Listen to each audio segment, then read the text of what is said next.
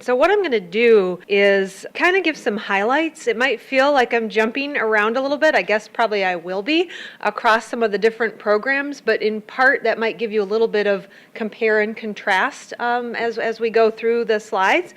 Just to help me frame the comments that I'm going to make, I'd like to ask you a couple of questions. So if anyone is game to share a response on these, that would be wonderful. I'm curious, what are you hoping to gain from a graduate education? What's just one thing, not like the whole thing, but just what's sort of a key thing that jumps out at you that drives you to want to get an advanced degree? Anyone? Practical experience in a new field? Specific skills in handling data? Opening up opportunities beyond what you could get with an undergraduate degree? To build on what you've already been doing, to extend and enhance what you've already started doing. Okay, great. Is there anything in particular that either just feels mysterious or that you're hoping I'm going to talk about a little bit to help you better understand our academic programs? The balance between coursework and the extracurriculars, in particular research.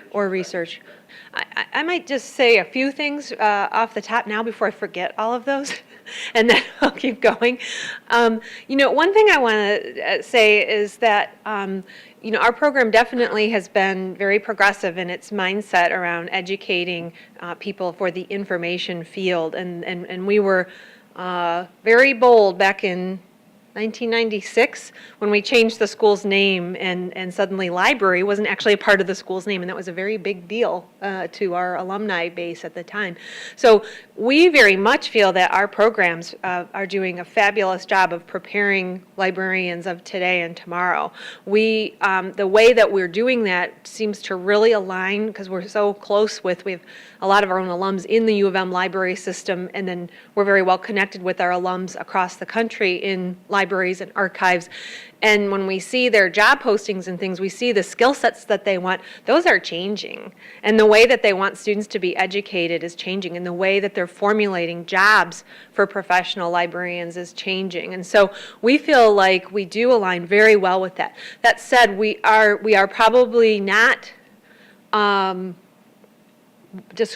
we wouldn't probably describe ourselves as a traditional library science program. And if someone is looking for a program where all of the coursework is framed in a very traditional way around that, we might not be the right place. So I encourage you to evaluate your goals and your interests against our program, but I do know that our students are coming out in actually one of the larger categories of where our students are finding jobs still today is in libraries. That said, we're stretching those boundaries, and I think that some specializations are let me hold on that one. Let me get through more of the program and then ping me on that again. I think that in terms of coursework and extracurricular, everyone finds their own balance. And everyone's coming to the program in a different place. I mean, some people are working full-time and coming through the program part-time, and they don't participate a lot in the extracurriculars, and that's okay. It depends on where you are in your life, in your career, what you can fit in. The coursework is demanding, so you got to put a lot of time into that, but we find that students can still incorporate some great extracurriculars.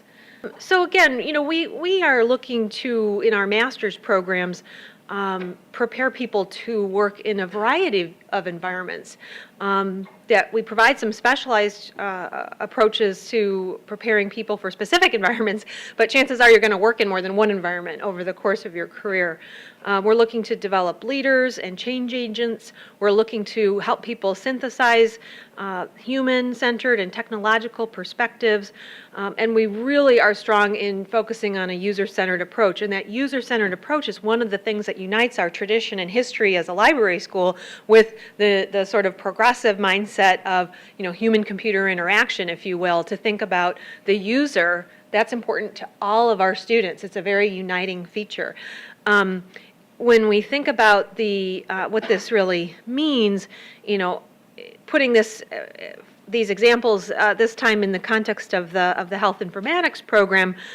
For example, we want to teach students to leverage information technologies to empower and motivate consumers to behave in healthy ways. We want to promote user-centered health data systems and maximize access to the use of health data to reduce medical errors and improve the quality of care.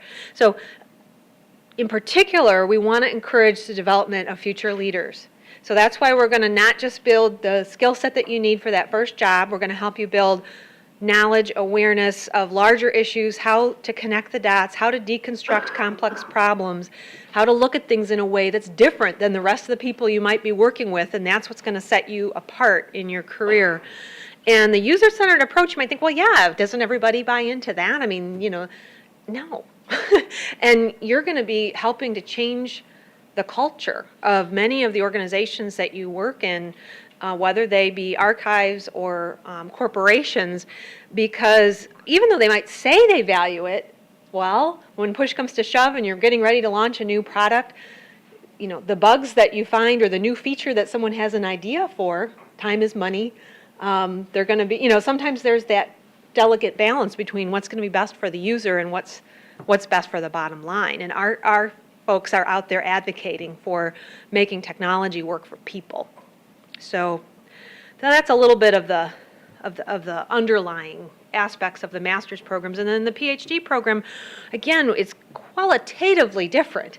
It's just a whole different ballgame. And what you're doing there is building your intellectual capacity to study in an advanced way and to do research in a very top-flight way. You're being prepared to know and understand the literature in your own particular area, and then you're going to be guided to have the skills to develop your own questions. What are the unanswered questions? You're going to be learning how to develop scholarly research to help answer those questions. And so if you come with a professional background, that's great. It can give you that insight from real world into academia, but you're going to be encouraged to integrate from where you have been to thinking about things in a much broader way. So in the Master of Science in Information program, you're going to find that there are some foundational courses. Actually, 501 is a course that has students work in teams and in groups and does very hands-on and applied projects with clients, with real clients or with real products, if you will. The SI 500 is really that sort of broad-based introductory course to help people coming from many different backgrounds all get kind of to an equal playing field in understanding the literature and the issues and the problems of information science. And then 502 is a technology course that some students will get waived because they're coming from the more technological background, and other students will take to kind of build up their knowledge and ability to move forward then with other technology courses in the program. The students in that program will pick from a list of courses that meet a methods and a management requirement. So a lot of the courses deal with management issues largely or broadly defined, but there's some courses that the faculty have selected that they want you to choose from a list to make sure you have one that's a little bit more zeroed in on management. And then methods, again, it could be statistics or usability evaluation or research methods for information professionals, things like that. So the specializations versus the tailored degree, again, we have a number of specializations in the Master of Science in Information program, and those have, the field of information keeps changing so fast that those categories are still very relevant, but the world of information continues to morph and evolve and become more and more intertwined. So as you look at our curriculum, as you look at those areas, the thing that I would encourage you to do is to not box yourself in, but instead to look at them, to look at the whole set of courses we offer, to look at your career interests, and then work with us to help develop your program. The tailored program truly gives you sort of that self-designed curriculum where you can draw from across all of our coursework. To some extent, every student tailors because, the specializations, while I think human-computer interaction has the most sort of things you have to tick off of a list in terms of, there's still a lot of options, but there's a few more requirements. Some of the specializations are 15 credits or in 12 credits. The idea is to help you build a focus, but it doesn't have to be your only area of focus. And it also, you might want to do human-computer interaction work, but in an archives context. Or you might want to focus on knowing how to develop like the next online fundraising tool. Those are becoming more popular. You might want to know about the economics and the incentives that help drive a site like that, but you also want to know about the technology. So that cuts across more than one specialization. There are many, many examples of that where you don't want to sort of say, okay, as long as I check off these boxes, you want to be thoughtful about your whole curriculum, I guess is what I'm saying. And you want to not assume that there's not a course of interest.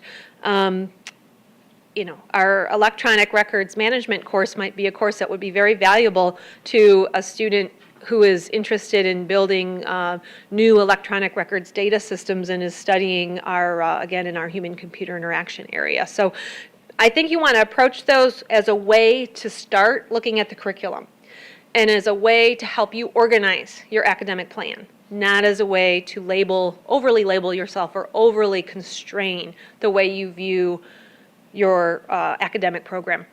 And with 48 credits, you're going to have room. Some students do a certificate. There's a certificate in health informatics, in fact, but there's others across the campus. Every student can do up to 6 cognate credits, which means coursework outside of the School of Information. So you can take a law class, you can take a business class, you can take a policy class.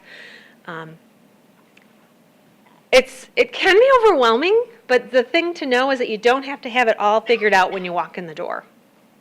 Honestly, you can change as you go through and still graduate on time. I've seen it hundreds of times. The health informatics program is absolutely, again, cutting edge. It's really exciting. It blends interdisciplinary health informatics courses with foundational courses in the schools that are partnering, the School of Public Health and the School of Information.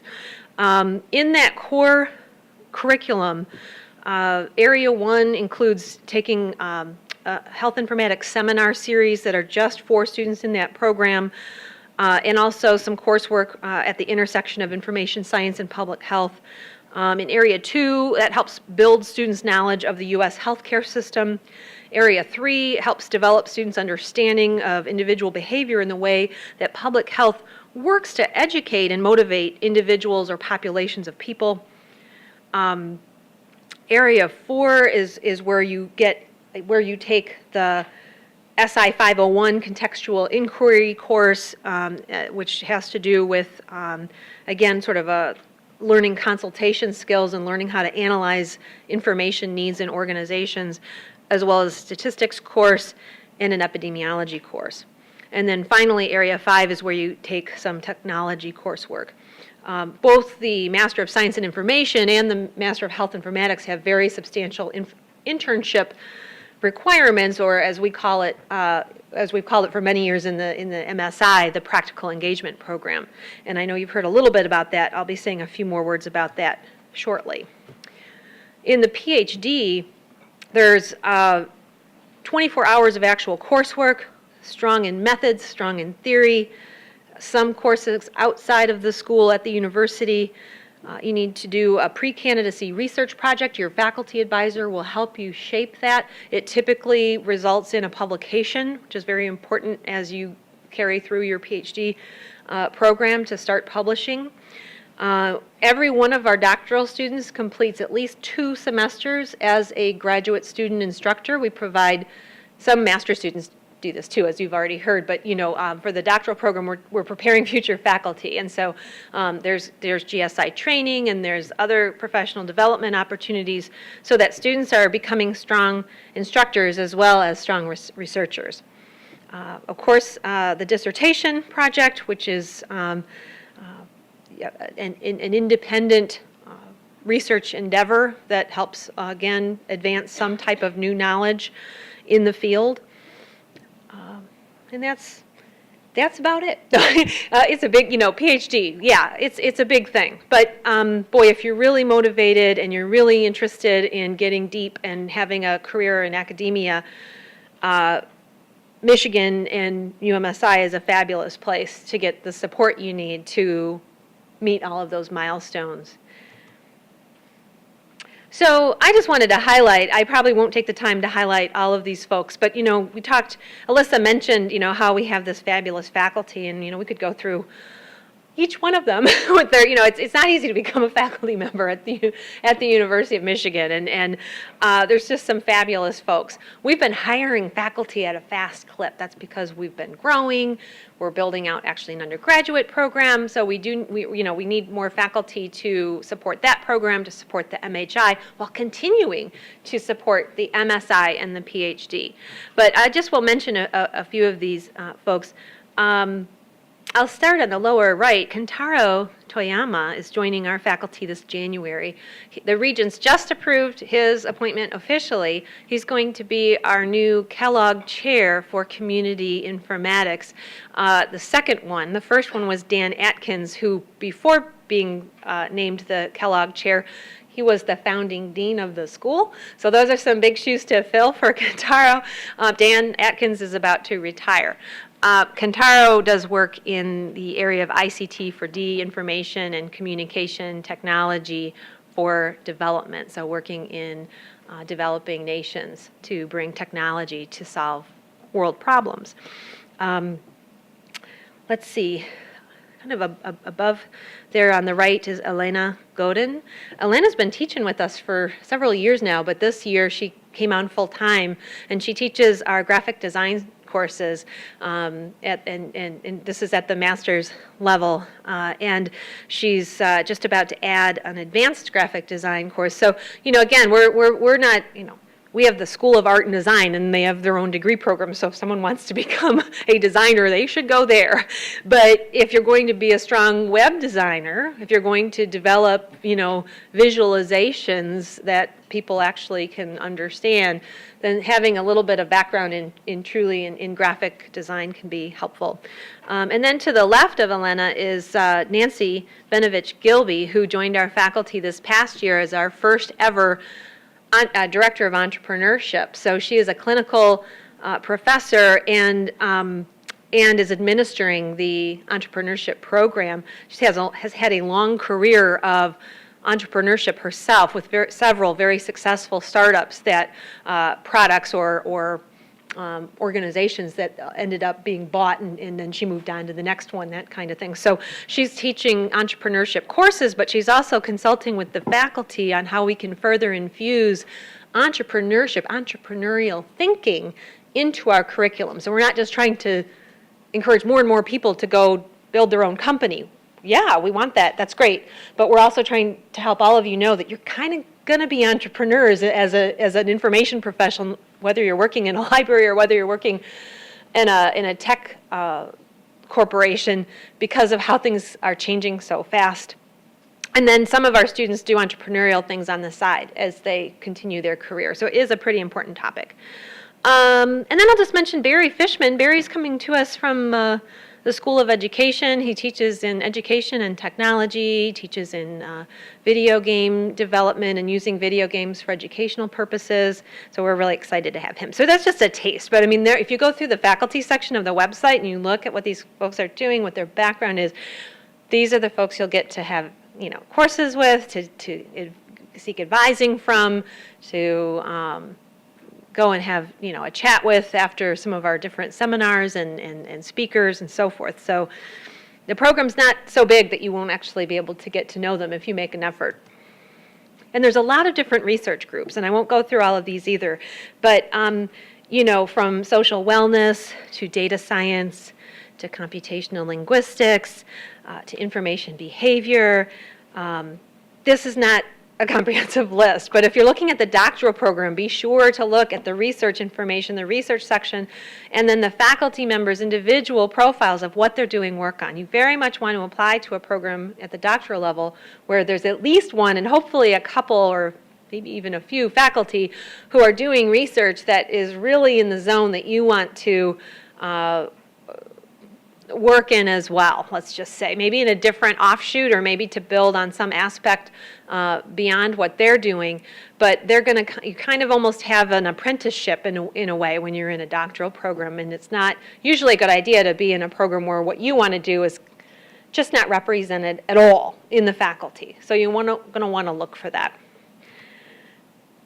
Now, again, while, as you can see, the theme on the doctoral program is research and then teaching and teaching. In the master's program, aside from the curriculum, and I shouldn't say aside, actually, part of the curriculum is practical engagement. So it's part of the curriculum. It's part of the requirements. And one of the things that we've done really well, there's been a new surge in interest on this campus and nationally in engaged learning and getting students out in the community and getting students working in real world settings. And we're like, yeah, no kidding.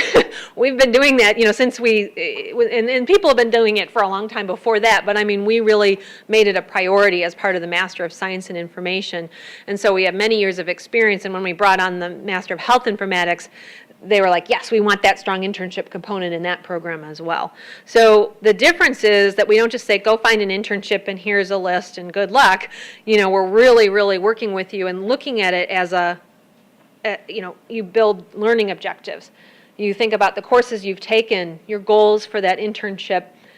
You build learning objectives that the site mentor, your supervisor at the internship site, helps you shape and signs on to as well, so that then your experience is not just using skills you've already got, but it's using the skills that you're building. And that's, where people come in with lots of experience, we're saying, well, if you're shifting careers or if you're trying to advance, then your internship would help you get there. You don't need the internship as your first experience. So your internship and the nature of it and the level of it will depend on where you're coming from when you come into the program. And our goal is to help you move where you're trying to go after the program. Lots of students get job offers out of their internships. Sometimes it's not, they end up taking something else. But that's how strong the student and employer ratings of this experience and the way that we structure it and the support we give it is super high. So, 90-some%, talking about how they love our students and the students saying it was a really strong learning experience. One of the things when we talk to students once they're admitted and coming in is to really think about how you're going to strike a balance. That sometimes students underestimate what it's going to take to be successful as a graduate student in the classroom, and so you want to avoid in the very first semester trying to take on too much. But the good news is that there is a lot, and that oftentimes what's helpful is to think about what are your true interests. And since going to graduate school can be stressful, if you do have room to participate in some extracurriculars, you might want to think about what's going to give me balance. What do I not want to lose? If I really love music, and I'm afraid I'm never going to have a time for it. Let me see if there's a way I can build it in based on what's available on campus. Or if I want to, again, be involved in the entrepreneurship piece, there's going to be plenty of extracurricular activities just around that. So over time, you can get involved in more and different things. You can take on a leadership role in a student group. You can get involved in the community. There's a number of programs that we offer that around service in the community. And this is just sort of, if you are coming full-time and you're able to come and just, have that immersion experience, that can be pretty awesome for a couple of years, where it's just, even if you're coming back from being employed for several years, if you're able to sort of come back to school and really be a student, it's really nice to be able to have that opportunity to have all of these different experiences. But again, if you're coming back part-time, just know that many part-time students have still dabbled in the extracurriculars and been more selective and time conscious, but there is still room for you to get involved as a part-time student. You just have to be more choosy, and you'll have to see what your lifestyle and what your situation will allow for. But the coursework itself is very hands-on. So you're still going to kind of get some very, the coursework itself goes a long way in giving you what you need. So I would think of the doctoral program as the start of your scholarly career. The Master of Science in Information program is, helping you connect people, information, and technology, to design new solutions to information problems. And in the Master of Health Informatics, you're really on the cutting edge of innovation and using technology to better address health information issues that are just so critical these days. Yeah, so the question would be, as an example of a topic like digital humanities, how might that play out as far as our choices of specializations in the Master of Science in Information? And the fact is there's more than one way to do it. So and what I like to tell students is that, you have academic choices and you have career choices, and there's often, they're not absolutely one and the same. So a student might choose, especially because, again, 48 credits, you might choose to tick off all of the things that would have you finish an archives specialization, but you might take several courses that cut across into human-computer interaction and preservation of information, and but you might have happened to have completed a specialization. But the more important thing is that you get advising, and I think for digital humanities, I would encourage you to speak with Paul Conway, not the only person, but a really good person to talk to about digital humanities. And Paul teaches in our archives area as well as in our preservation of information area, and a bit in the library and information science area. And he's very well connected on campus around digital humanities. So could you do the tailored program and focus on digital humanities? Absolutely. You would just then not be constrained to tick off the particular set of courses and requirements that is currently there for a single specialization. So it would give you just that little extra flexibility.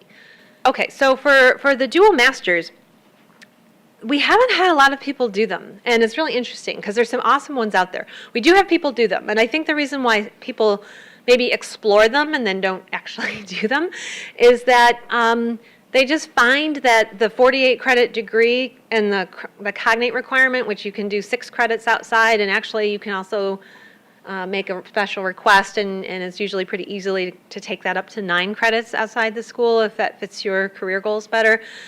So there's I think that at the end of the day, if people find that the single degree fits their needs, 2 years is already a pretty substantial commitment. But I'll tell you why people sometimes do both. So if you have, and this goes back to what I said before about the academic and the career. If you find that your academic interests, where you want to build your knowledge, where you're interested in doing, this is graduate school, so this is more than, it's having an intellectual interest. And if you have that intellectual interest that is pretty strong in, say, the curriculum you see at the Ross School for the MBA and our school, or any of the other combinations of, dual programs that are offered, you may want to take those courses. You may want that knowledge. You may want that exposure to those faculty, to both schools' sets of resources, from the extracurriculars to the career. You'll get a good taste of that if you did a few cognate courses in that other program. But if you want to swim in both academic fields, it's a great opportunity. And people who do it, the great thing is you can accomplish 4 years of academic study by doing both separate in 3. It reduces the time to degree by 3 because of the double counting that's allowed. So if and as far as careers, there could be some careers that, as you're looking at them, might benefit from the dual programs, but they're usually not so much that it's like, unless you get these 2 degrees, you won't be able to have that career. So it goes back to the academic interests. I would say that if you want to become someone who is a lawyer who is also an expert in information issues in terms of like tech transfer or policy, you really might need that JD, and the MSI would really help you, have that other area of expertise. But so there's a few other examples like that will help you depending on your career interest to say if it would truly be a major asset for you to complete 2 degrees. If you evaluate the MHI and the MSI, and you feel like the MSI gives you that broader base that that your interests are kind of beyond the health focus, and you want to have that broader base, the certificate option allows you within the either within the 48 credits or with just a few extra credits beyond that to get that certificate. And what that allows you to do is have access to some of the same courses that are for the MHI students, and you get access to the kind of advising and guidance and sort of the faculty expertise of the health informatics program, because there's going to be certain kinds of meetings and programs and things that the certificate and the degree program students will be involved with. So I can say that. I'm not sure I can get into too much specific for you, but I would say that if you want to have a strong element of health informatics to go alongside your MSI, that would be a fabulous option. But if at the end of the day you feel like you see yourself working in and with health issues during your career, there's still a lot of different venues, a lot of different kinds of roles, then getting that specialized health informatics degree may be better for you because you're going to have more depth. It's actually different than a dual degree. It's a fully integrated degree that comes from the School of Public Health and the School of Information, and you will be having coursework that students in public health normally have, and you will be having coursework that students in information normally have. So it puts you in a very excellent place to have a career in health informatics. So in the MSI, the one thing to keep in mind, and this goes for the MHI as well, the cognate requirement allows a student to choose any graduate level coursework. So if a student has 6 credits of graduate level math coursework that they haven't already applied, to another degree, that can apply towards the 48 credits. I think that building strong quantitative skills is an excellent preparation for moving into coursework that relates to technology and to things like economics of information. Not all of our students are going to be, have sort of a really strong math background. That's why we don't require, certain things. But for certain areas, that quantitative skill would be a real asset to you. We have in several of our specializations, a graduate level statistics course is required.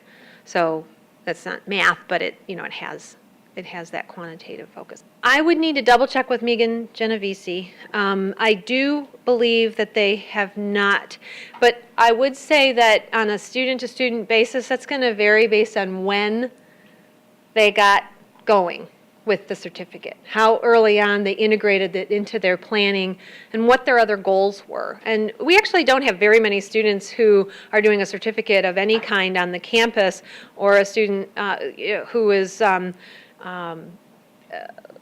let's say, doing 2 of our specializations instead of 1 in the MSI, which is an option.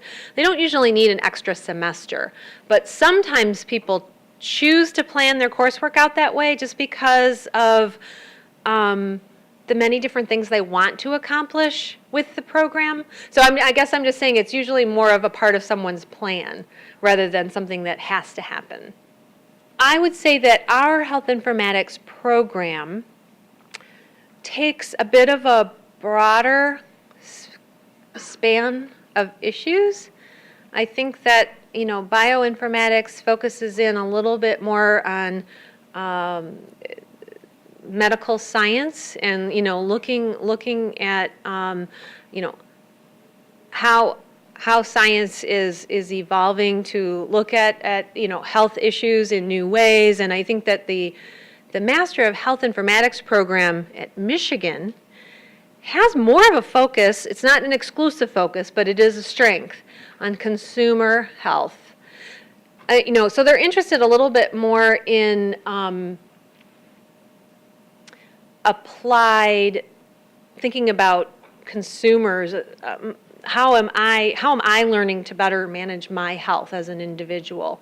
What tools is my doctor using to manage my my health records, and how can I have better access or have better use of my own health records, to help me manage my own health?